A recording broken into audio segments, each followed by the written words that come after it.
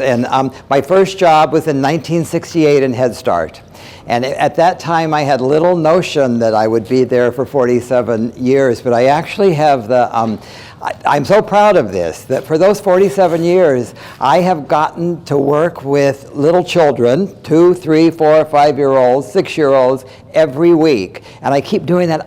This is not the mixed church and state, but I still teach 2, 3, and 4-year-olds every Sunday at a large church. So I get to enjoy that all for that time.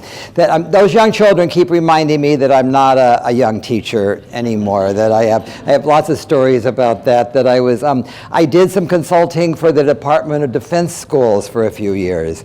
And that what's interesting about the Department of Defense schools, and you principals I think will find this interesting. You go, I did some work in Turkey and in Germany and in Italy, and you'll go to a Department of Defense school overseas, and you'll go in, and they literally will have 10 kindergarten classes. They'll have like 8 preschool classes, and they'll have 1 6th grade class. And that's because, why is that the case? Yep, soldiers are young, right? So that soldiers are young. So I got to do that work. So I had gone to a school in Turkey, in Incirlik, which is an Air Force base in southern Turkey. And I went into a classroom. I was all excited, my first time in Turkey, and I was all excited. And I went into the door. They have a program called Sure Start, which is like Head Start. And I walked in the door, and a 4-year-old girl came running up to me, and she was very excited, and I thought she was going to say, "Hello, who are you?" And the first words out of her mouth were, "You are really old, aren't you?" And I said, "Yeah, I'm old." And she said, "You have gray hair." And I said, "I do." So I came back to LA Unified, and I was telling the people I work with there this story. And one of my staff members said, "Well, Whit, at least she said you had hair." And so that was and then I'm going to tell a story about Elizabeth has 4 children. I know she has one. Elizabeth's a single mother with 4 children, and that does a phenomenal job. And so she has an 11-year-old, and I hadn't seen him for a couple of years. And so I saw him this week. And so Elizabeth said that her kids were all saying, "Whit looks just the same." And she said, the 11-year-old says, "Yeah, he looks the same, but he has less hair." And so so children keep reminding us of this. One more story about, it's like I have lots of stories. 47 years, I'm full of stories about kids. But I had the good fortune a few years ago of going on a safari in Africa, and it was a photographic safari. It was phenomenal. It's such a good time, and I thought I'm gonna not shave while I'm there. They get you up early, and I thought it would be fun. And so then at the end of the trip, I looked at myself and, hey, I kind of look kind of hip. This is like kind of a cool look I've got here. So I don't think I'm going to shave it. So I came back to LA Unified, and like the second day with it, I went to one of our children's centers that we have 104 early childhood centers. I went in, and a 4-year-old boy came running up to me, and the first words out of his mouth were, "Hi, Santa Claus." And I shaved it off that night. It was gone. So I tell you this because one of we're going to talk about our roles in this presentation today. And my role is going to be to kind of give an overview of what transitional kindergarten is and what it's about, and who these kids are. After 47 years, I have lots of experience with this age group. Elizabeth is going to talk a lot about instruction in transitional kindergarten. So she is really going to get into, I'm talking about who the kids are, and she's going to talk much more about how you teach them. And so that we'll do the first half, and then because I think it's important that we have both. And so I have the good fortune of having worked with Elizabeth for about 7 years, and I'm going to talk about serendipity real quick because it was clearly my life with Elizabeth was that about 7 years ago that Elizabeth was a bilingual kindergarten teacher in San Diego, and she moved to Los Angeles. She had become, unfortunately, the father of her children had died, and she had moved to Los Angeles to be closer to her family. And so that Elizabeth came to LA Unified, and it was the time that we were cutting back on teachers. So she taught in a bilingual kindergarten class and then got cut. And so that she had gone and talked to our chief academic officer, and our chief academic officer was so impressed with her and thought that maybe that I would have a job that she could work with us in early childhood. So Elizabeth came to my office, and I was extremely impressed with her. And she's so articulate and knew so much about kids and knew so much about kindergarten, but at that time I really didn't have a job. And it was about 2 months later that our superintendent, and this is before the law was passed, decided that we were going to dive in to this thing that called Transitional Kindergarten. And so I thought, who could I bring in to head up that program for us? And so there was Elizabeth, who had been in my office maybe 6 weeks before. And so we have had the good fortune of working together these like 6 years now on this Transitional Kindergarten. I'll tell you, Elizabeth helped us set up our program in LA Unified, and the teachers in Transitional Kindergarten still call her, even though she doesn't work there any longer. That I do a lot of work now through the David and Lucille Packard Foundation in the Fresno area. So we stole Elizabeth to do some work there for a year or so in Fresno, and now she's working with West Ed and doing a lot of early childhood work for them, and working with Carrie and a lot of other people to support their work. So that's our history together, and that we are going to try to help you along and share some of what we have learned. One of the things I want to tell you, a couple things about this presentation, that I am not an expert in early childhood, and in fact, I don't trust anyone that says they are an expert in early childhood. After 47 years, I realize the field is changing constantly, and we are learning new things. And so just when you think you have the expertise, we learn something new. We have a lot of new neuroscience that's teaching us new things. So I'm a learner with you. And so the second thing I want to say is I am completely aware of the limitations of this kind of a workshop. That I don't kid myself to think that you're going to leave here this morning and change your practice and do everything differently. But I do have this, I have this idea. When I think back about the workshops that I've gone to that have really impacted me, that there's one idea I leave with that makes me think about my work differently. And it's that one idea that I go and I pursue and I work with. So my goal is there's one idea today. That's all I'm asking. You know, that there be one idea that you could think about. And sometimes that idea may be something you disagree with. But I think in terms of that ongoing reflection that you're going to do about this is where the real work will occur back at your site. So that's enough of my stories here. So let's get started here. So what we're going to talk about today is supporting learning and development through transitional kindergarten. And I want to talk about the fact that it's learning and development. You're going to hear that a lot here through this. It was like there is a theorist and professor that I have huge admiration for named Lillian Katz. And that Lillian has done a lot of work in early childhood. And one of the things that Lillian talks about, which I want you all as principals to talk about, we talk a lot about academic development in early childhood. I hear principals, what's the academic content of this program? When you go into a classroom, what's the academic content? Lillian recently came up with a brilliant article that said what we should be talking about is the intellectual content of that program. It is like, and you want to question your teacher, what is the intellectual content of this program? But it is like, I think frequently academic doesn't describe what we really are seeing, and it really doesn't look at that continuum of learning. And so I think that that's one of the things, we really do want to look at learning and development and how that occurs. So let me go on here. Okay, this first thing, there's an increasing focus at the state and federal level on early childhood education. I've been in the field 47 years, and let me tell you, 47 years ago, there was no presidential State of the Union address that talked about early childhood. I mean, that was just, it wasn't that we didn't value early childhood in the field, but that we really weren't looking at it in terms of the national interest. And so that there has been a growing interest in it. I'm going to talk a little bit about why there's a lot of new science that's supporting this, but we really are seeing that. And you as principals, principals 25 years ago would not have been asked, what's your early childhood program? That would not have been a question that would have been addressed to principals. And in terms of, or the other question, how are you providing instructional leadership and supervision to early childhood teachers? So suddenly we have this much greater emphasis on early childhood. Now, let me go here. So there's also an amazing body of research from various disciplines substantiating the importance and value of early learning and for building a strong birth to third grade system.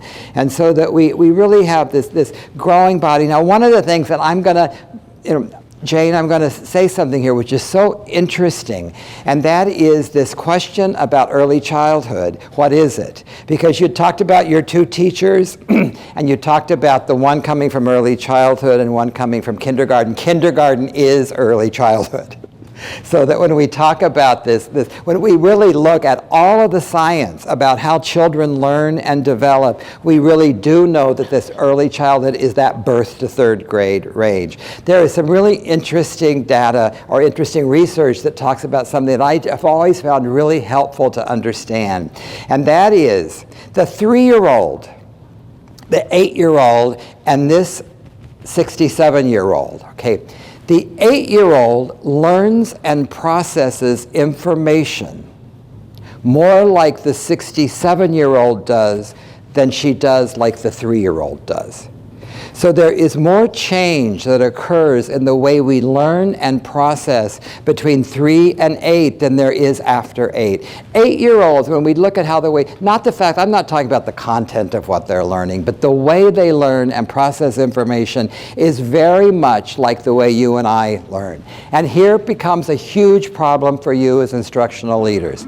That because of that, it is much easier for you to provide instructional leadership to the 3rd grade class than it is to the preschool or TK, because that's the way you process. It is, I can, as much as I've worked with 3, 4, 5, 6-year-olds, I cannot process information the way they do. I can't do it. I cannot learn the way they learn because I'm past that place in terms of my cognitive development.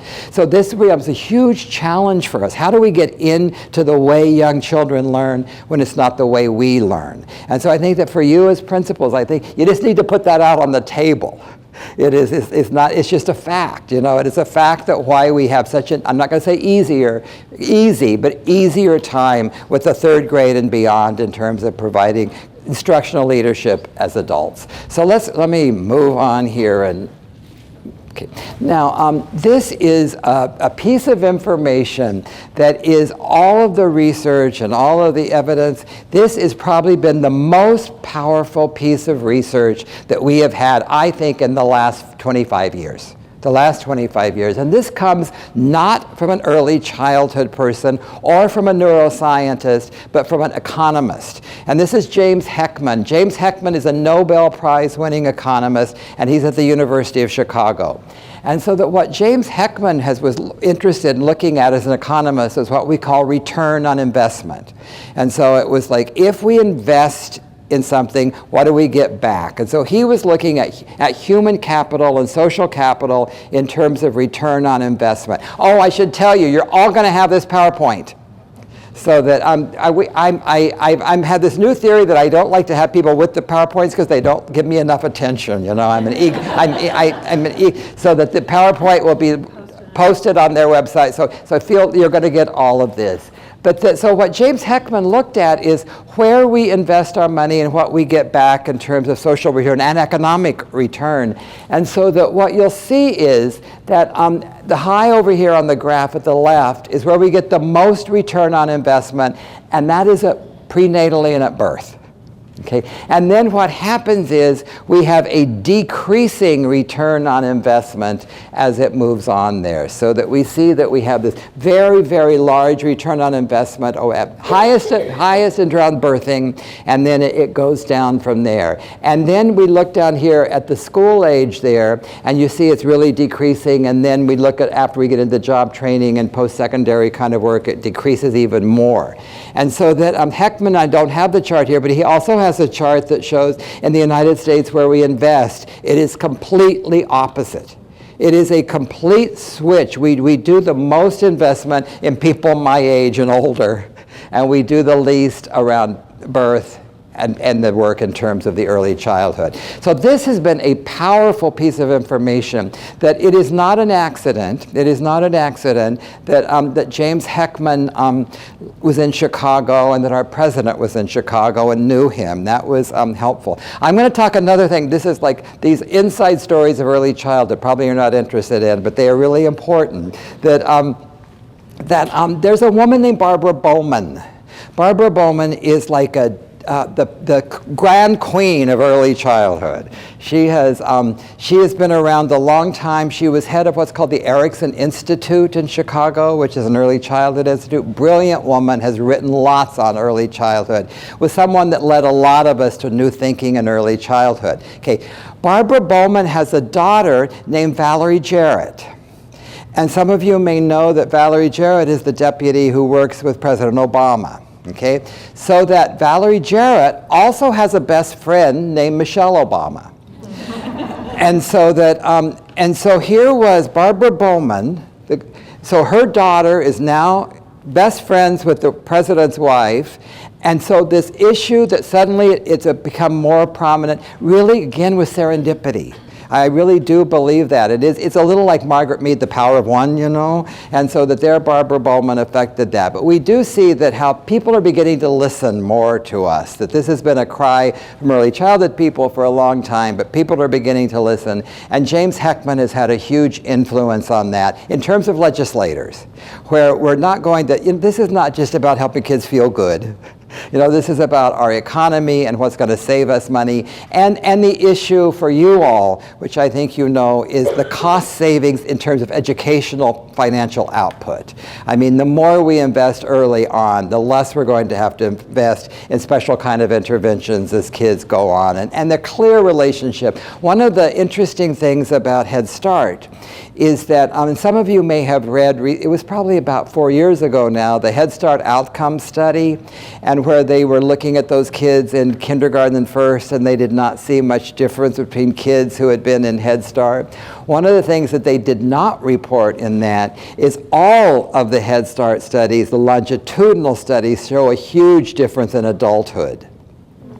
So that when you look at the longitudinal studies, there is a much higher graduation rate among children who went to Head Start than those that didn't. So even though those differences may not appear in second grade, we know that there's a much longer, history. We also see higher economic, our job, less criminal activity among kids who went to Head Start. And this is an interesting one that doesn't get frequently reported, lower divorce rate. And that's one of those things, that's what we talk about, learning to handle conflict, in early childhood, that pays off in terms of long term. So those are the things that we see, that I think that Heckman is helping us see, that kind of long-term investment that we're making. So let me,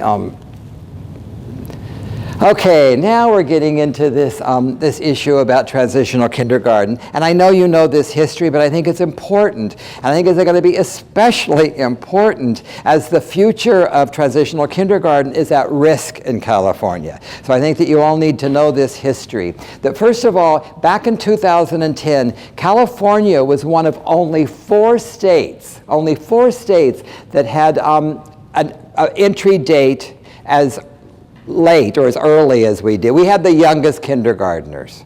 And only 4 states. Everybody else had moved it. Most states had moved it to August or September. A few states had moved it to June or July.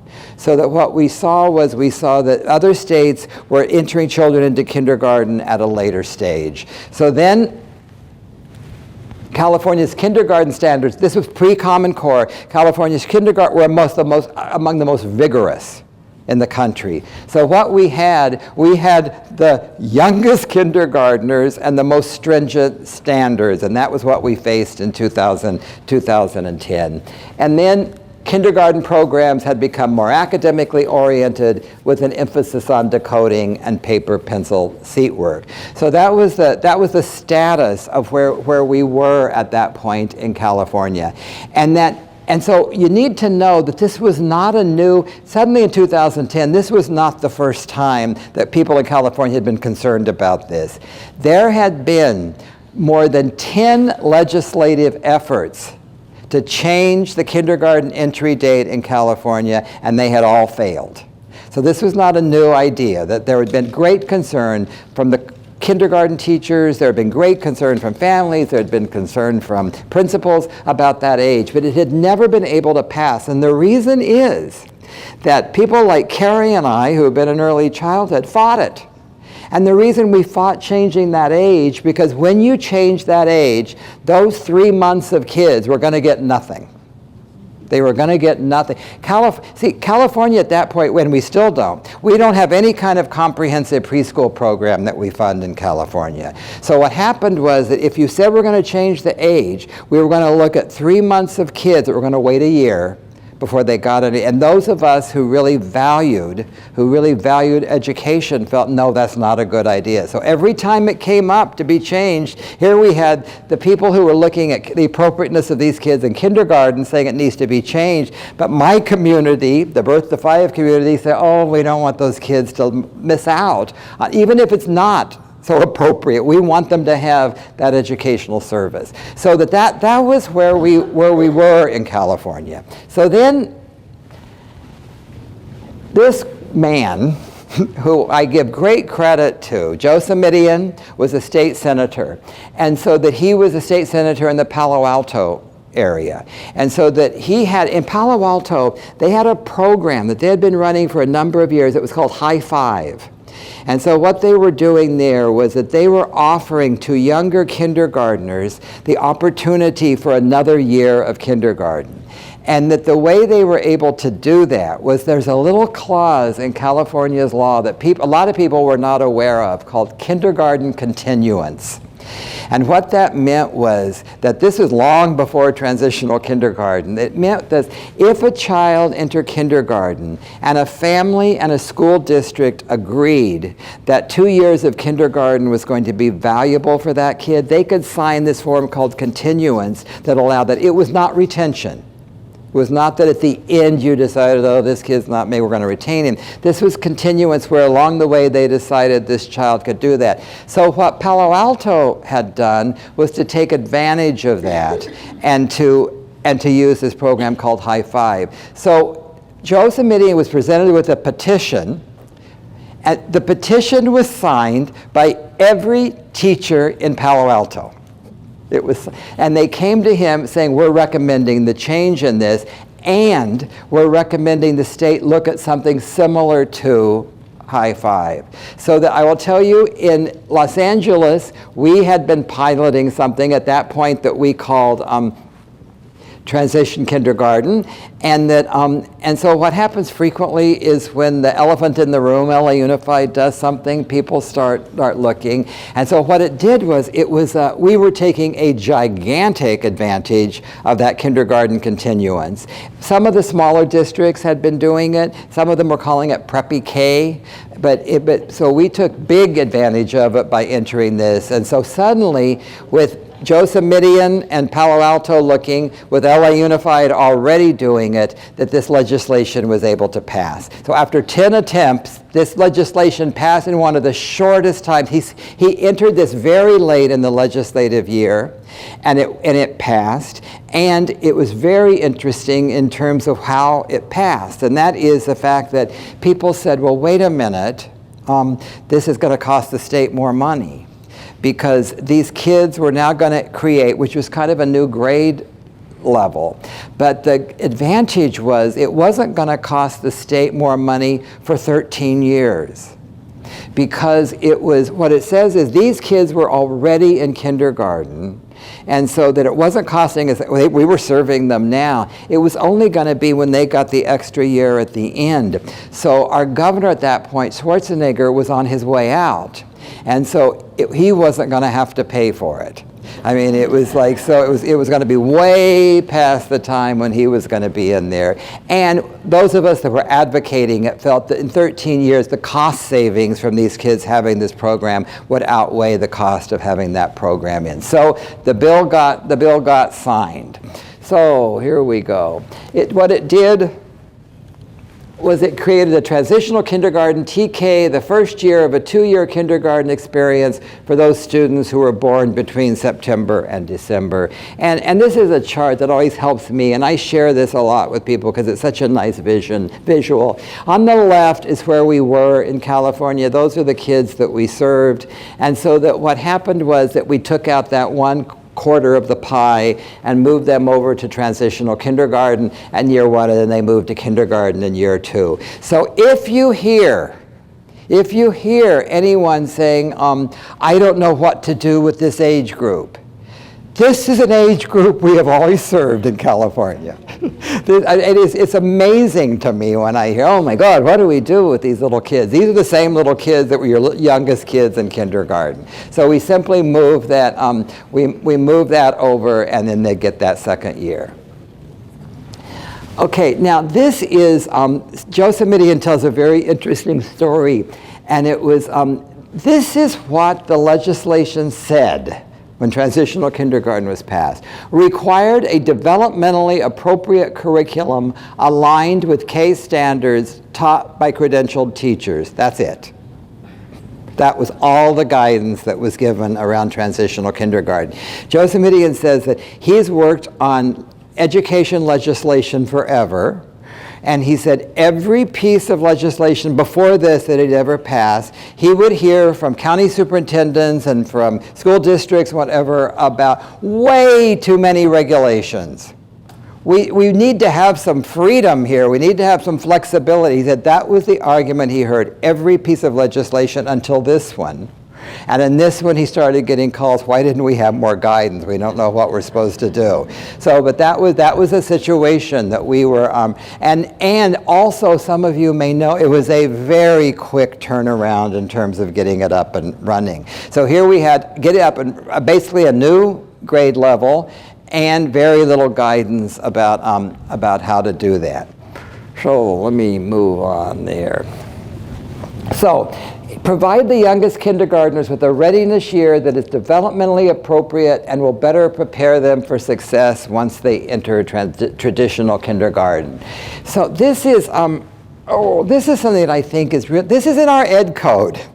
And then I think, again, you know, these little things that are in our ed code that nobody realizes are there. It says, it is recommended that an appropriate integrated experiential curriculum should be provided for children in preschool, kindergarten, and grades 1 to 3 inclusive. Now, I'm not going to ask you to raise your hands, but how many of you think that you have integrated experiential curriculum from preschool through 3rd grade? I mean, don't raise your hands, but just this is I don't want you to be exposed here, and there may be some compliance officers here and stuff. But it's so interesting to me that we are very anxious to talk about some compliance issues, but this is one of the pieces in our ed code that we ignore.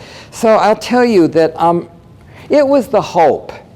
It was the hope that transitional kindergarten could be a link in providing that appropriate P3 education.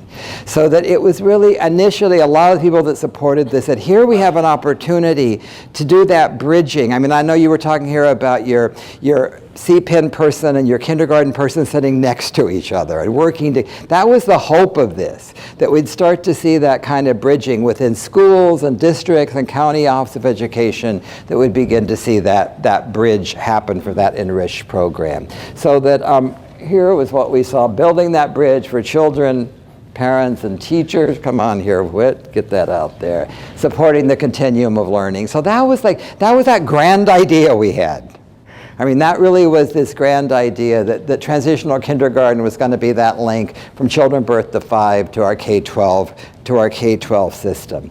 And we did some nice work on this. I mean, I really think California was pretty amazing that it created this transitional kindergarten implementation guide. Elizabeth's going to talk more about these resources later today and how you can use them. But this came out really quickly. Again, when the speed with which this was created is pretty amazing. And then we also came up with what was called an alignment guide. And this is, if we're talking about a continuum, if we're talking about this really trying to build that bridge, that there was this guide that came up that would show from birth on how it connected from our foundations to the Common Core in terms of what we see, what you should be seeing in your classrooms. Okay, here's what I want to talk about next. It's the early years of transitional kindergarten, accomplishments and challenges. You want to do that for me? That would be great. Thanks. Okay, I'm going to say that I think it was a huge accomplishment that we got this up and running. I think it's phenomenal. I don't think any state has ever done this as quickly as we have done. And I think people got behind this and there was lots of effort made. That was the accomplishment. The challenges were that people didn't know what to do. The challenges were that we were putting people into these classrooms who had not taught in terms of any kind. Lots of them never taught in an early childhood program, did not have early childhood training. So what we heard over and over and over, and what I saw over and over and over, it looked very much like kindergarten. So that if we were saying that, wait a minute, this was to be developmentally appropriate, to be a foundational year, it didn't look all that different than kindergarten. And what we heard things like, I'm not gonna, if you heard this, I don't mean it to be as critical as it's gonna sound, but I heard things like transitional kindergarten. We use the same curriculum. I heard this from lots of, we use the same curriculum. Transitional kindergarten is the exposure year, and kindergarten is the mastery year, with the same stuff. I mean, you know, it was like, and so if we were looking at a continuum of learning, that's not the way that development works. You know, we talk about development proceeding when you accomplish a certain stage, and that stage allows you to move to the next stage. Not when you're at the same stage and you don't do well in it, and then you know, your hope next year you'll do better. I mean, it is that there's that development, and so, but that was what we saw, and that was a challenge. That was a challenge, and I'm going to tell you that we heard it from both side. This was one of the times we heard it from the K-12 group that was sort of more saying like, what is it supposed to look like?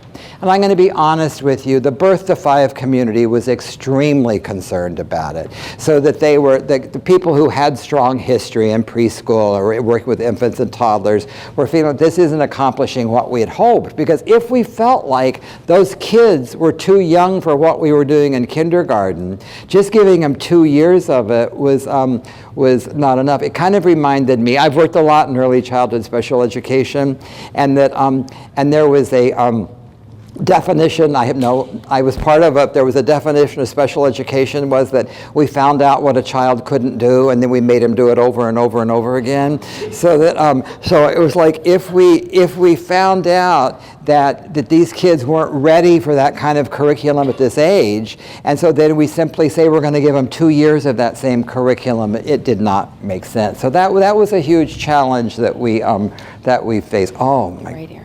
God, that's great. You don't have to see me.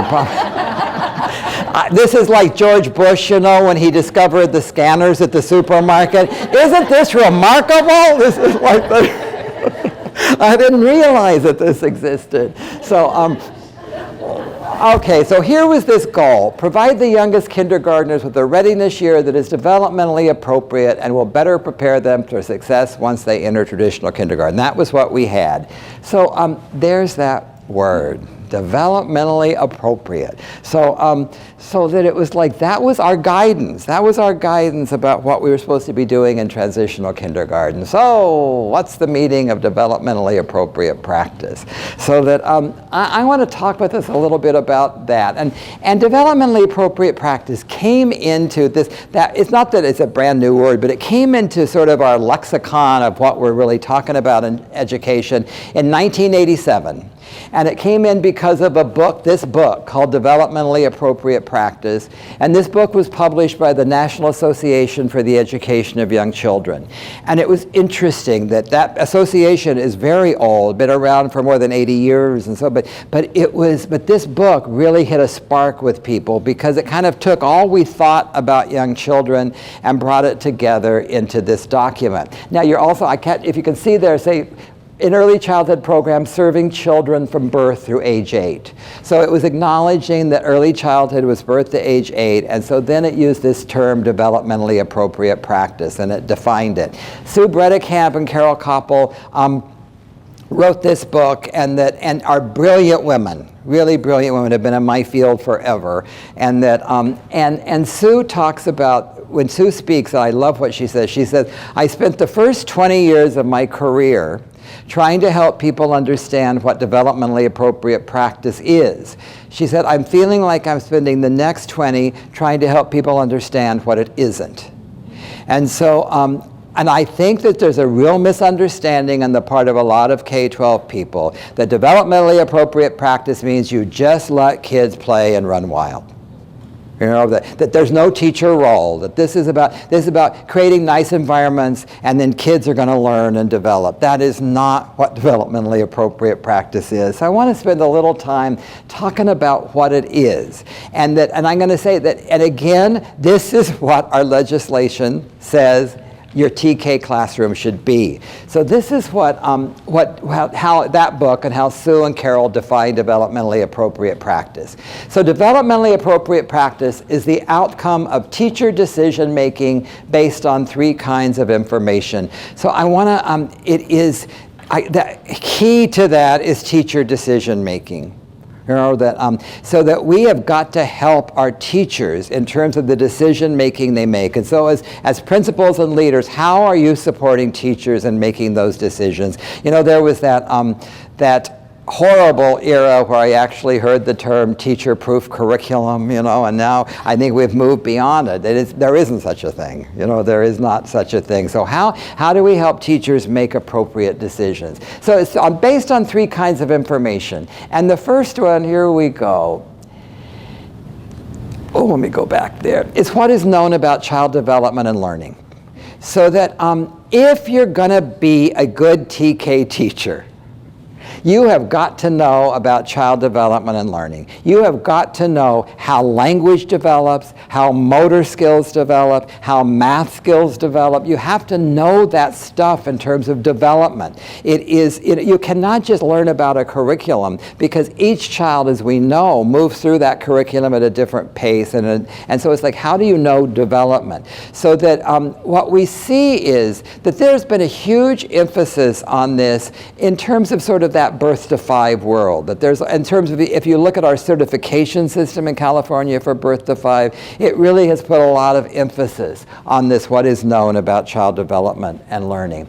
But the second thing is what is known about the strengths, interests, and needs of each individual child in the group. So this is, I'm going to tell you, I think the big word that just jumps out at me here is assessment.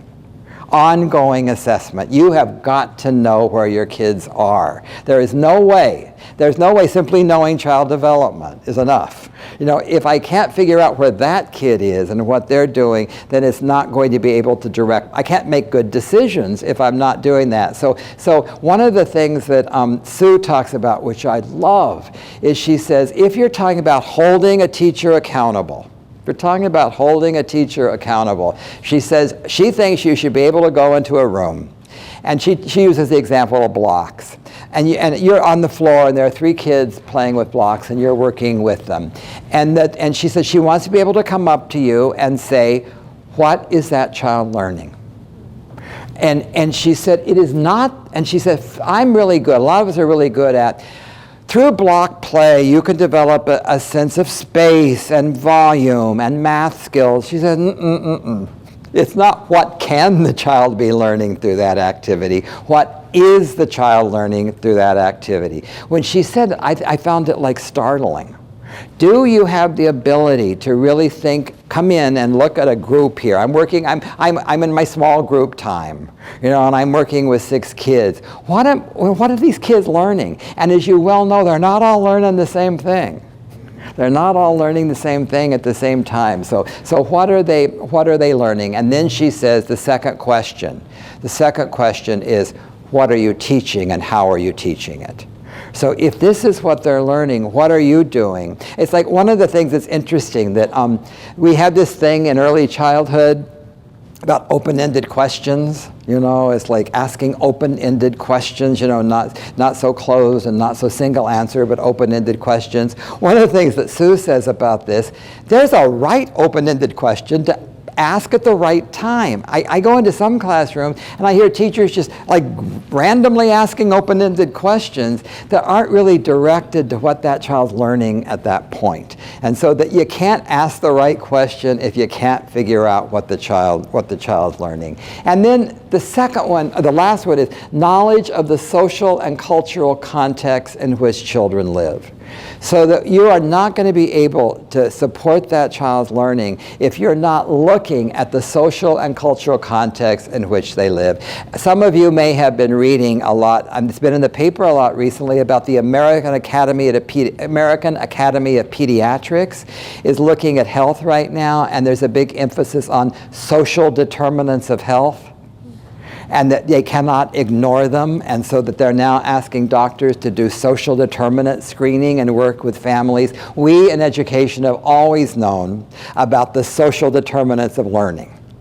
And so that what this is saying is that you cannot support children's learning if you're not aware of the social and cultural context in which they live. So those were the things that Sue says are define developmentally appropriate practice. So there we go. So we've got age characteristics, individual variation, and culture and family. So that if we're talking about a teacher, they need to have this knowledge to be able to do the kind of decisions they need to do in a transitional kindergarten classroom. So meeting the needs of all children requires an effective TK workforce that is able to keep all of the balls up in the air at the same time. And it is at the same time. It is like you cannot, you don't have the luxury of saying, well, I'm just going to focus on culture and family right now, or I'm just going to focus on developmental continuum without understanding individual needs. I will tell you that Sue is a friend of mine, but she has so affected my work that I feel I'm a much better teacher now than I was even 5 or 6 years ago. And a lot of it has to do with that mindset. So that when I'm with kids, if I come into one of your classrooms and I sit down, I do this a lot in Fresno now, but the first thing I do is not say, what am I going to teach, but to say, what are they learning? And it's not in terms of like sitting back and taking an hour to do that, but really looking at what's going on, what kids are doing with materials before I speak. When I work with student teachers, I say that try to figure out what kids are doing and they're learning. Even if you have a wonderful lesson plan, it is like to try to connect that learning before you start your teaching. It's like, who's the learner, what's going on, and how do I teach them then? It's been so interesting. I'm working a lot with a wonderful chief academic officer in Fresno Unified. And so I'm doing a lot of walkthroughs with her. And we're talking a lot about this. And it is really interesting because it is this thing about that 3-year-old and 8-year-old and learning. She's learning to understand more about how they're learning in these activities. So it's like, but we all need to do that. It's like sort of trying to figure it out because it's not the way we learn. And so trying to figure out what's going on with the materials. So the TK teacher as... Isn't that an effective PowerPoint slide? That was that as decision maker. So I think that, and again, I think as you talk about your support, how are you supporting that teacher to be an effective decision maker? Okay, here they come. How can we better support TK teachers in developmentally appropriate decision making? So it is, I just think that's the sort of the key for you as leaders. Now, making a course correction in 2014, I'm so excited about this slide because when you're sailing, it is not that you haven't been going in the right direction, but frequently along the way you have to make a course correction. So that's what we did in 2014. Carrie's already mentioned it to you, but I think it was a very important course correction. That we talked about the fact that we weren't seeing what we thought we were going to see in TK classrooms, and we weren't headed in the right direction. So that in 2014 we had this new Senate bill, and it brought new focus and guidance to transitional kindergarten in 2 ways. So the first way was that it established the intent that TK curriculum be aligned to the California Preschool Learning Foundations and California Preschool Curriculum Frameworks developed by CDE. I think this is a huge change because a lot of programs were struggling with how they adapt and modify K curriculum and K standards. And so that's what we see. And it was a huge amount of effort. It was really a huge amount of effort, and I think it ignored the fact that we had a really wonderful resource already in California. And if you looked at one of the things, and Elizabeth's going to talk more about it, but whenever people said this was, and I got some superintendents with this one, that they said, well, I want more rigor in my TK class than they have. So I asked them to go into our foundations and go to the 60-month level Go to the 60-month level there, which is where our TK kids would be, and look at the rigor in the 60-month level. Most of them say that because they're not aware of what's in there. Most of them talk about, so that what this said was we need to dig deeply into that with our TK teachers and with our TK programs. And the second, that's what they look like. Elizabeth's got, that was my slide, Whit wacko there, but they're on your table, and there's the preschool curriculum framework. But it also established that credentialed teachers who are first assigned to a transitional kindergarten classroom after July 1, 2015, have by August 1, 2020, one of the following. And this is the guidance around the 24 units of child development. And this, I don't know if you all need to know that Ventura County is the envy of the rest of the state, and that Carrie and your team here and Channel Islands have done something that nobody else has done in the state. So creating this plan for how County Office of Ed and the universities work together to create the opportunity for teachers to do this is the model for the rest of the state. But it's saying that our current, what we have in California now is the ability in our standard teaching credential for a teacher never to have had any child development class. And so if you look at developmentally appropriate practice, where it says the first requirement is that you know development and early childhood development and learning, we didn't have that requirement. So what this did was that it allowed us to say that we're going to require better teacher development, better teacher preparation in this field. And as always, in terms of any kind of legislation, there was a grandparenting clause in there, so that the huge anxiety on the part of existing teachers. But one of the things that I say whenever I meet with teachers is that even if you're grandparented in, take advantage of this. Take advantage of this. I told Elizabeth about a month ago, I spoke at the Kindergarten Association meeting in Southern California, and I met with 80 transitional kindergarten teachers. And I've got to tell you, they saw this as being good. They saw this as being a good thing. They were excited about the fact that we were moving toward what they considered a more appropriate kind of curricular approach in kindergarten, and also believed that teachers needed to have the training that was required there.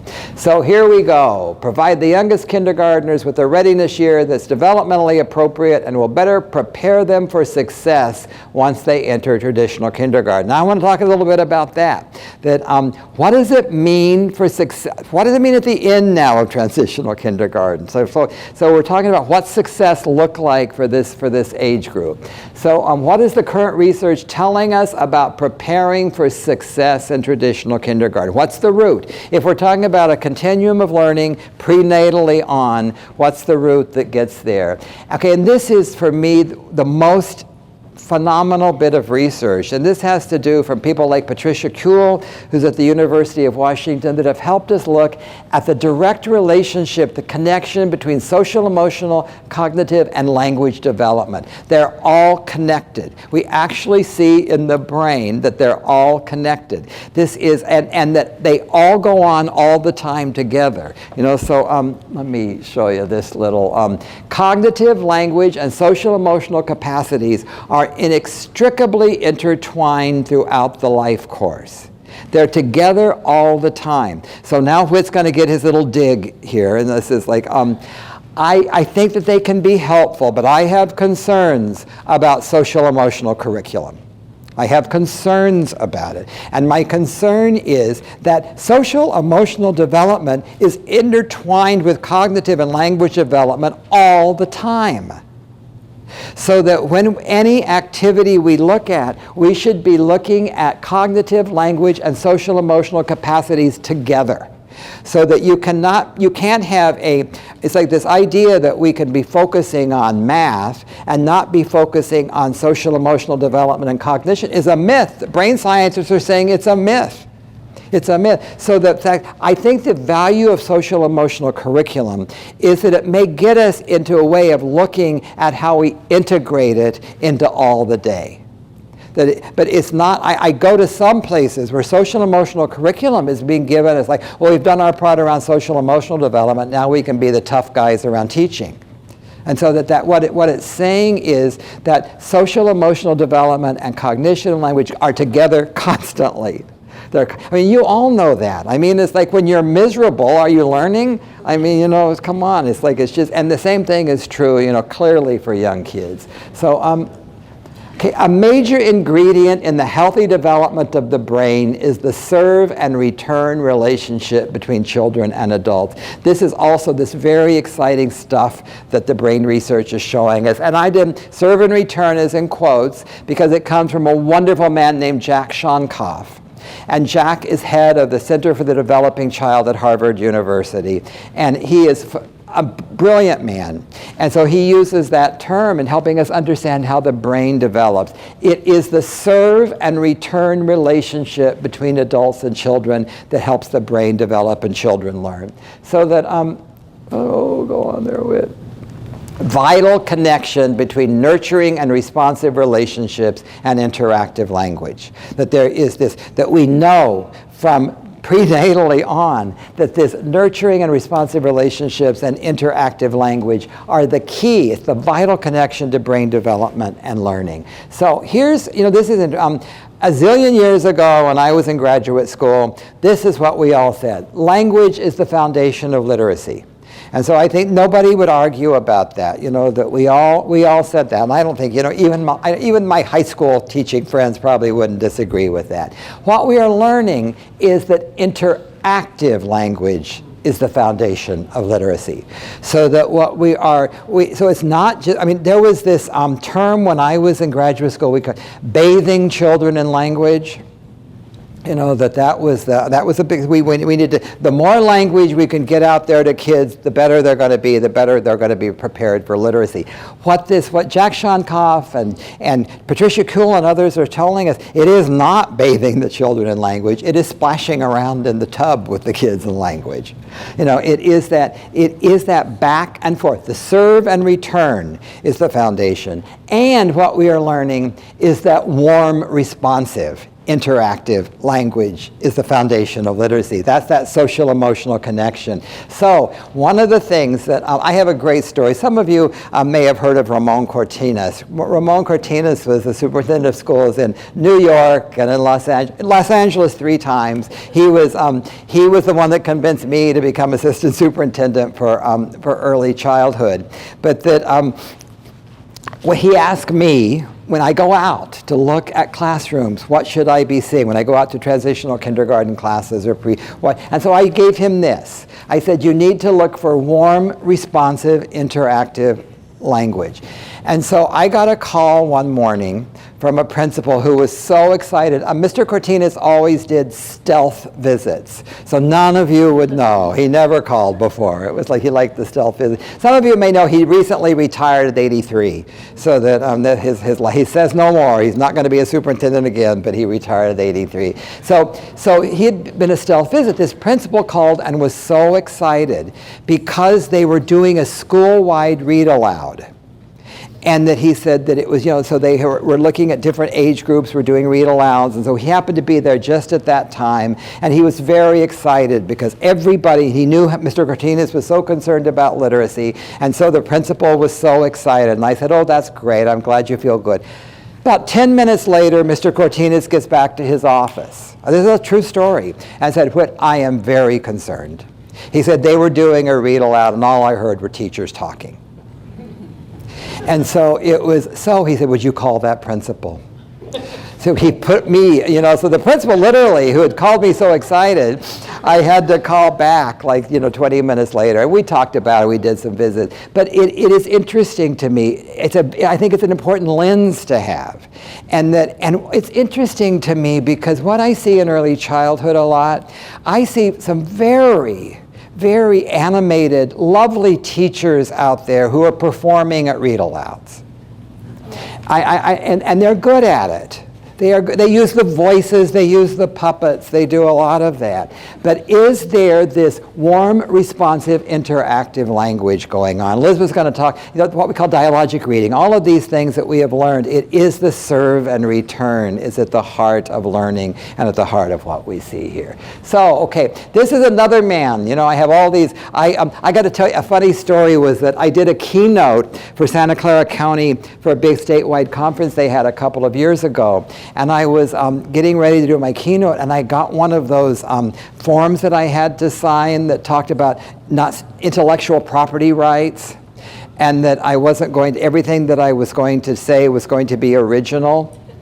And so I called them back and said, I've never had an original idea in my life. So it was like...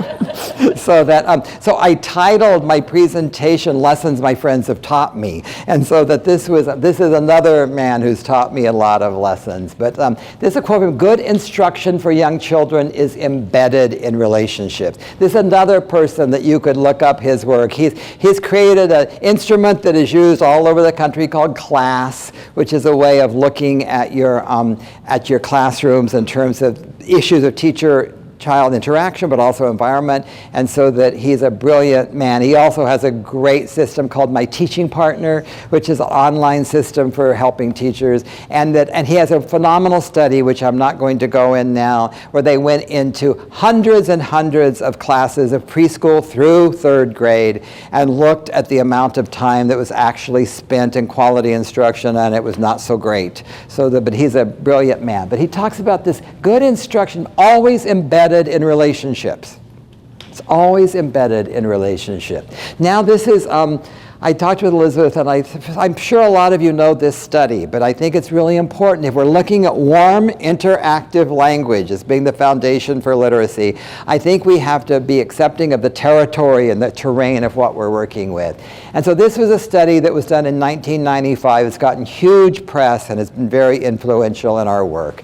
And what it did was it did a study of 3 different kinds of families. Professional families, they define professional families as college educated. And then we look at working class families and then families on welfare. So there were 3 groups of families. That middle group would be non-college educated working families, and then the bottom would be families on welfare. And so what they looked at was the interaction. They were looking at this, if we look at this importance of the serve and return and interactions, they were looking at interactions. So this is the number of interactions initiated per hour. Now what's interesting on this one, they're about the same.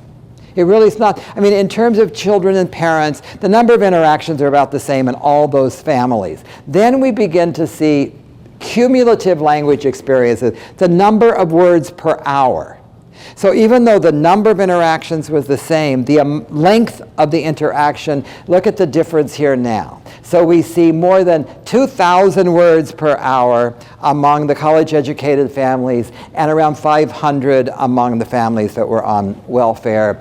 And then we go to show what happens now by the age of 4. By the age of 4, we see that the child from the college-educated family has heard approximately 50 million words. Approximately 50 million words, and the child from the welfare family a little over 10 million words. So it's this phenomenon, what you're hearing now, word gap.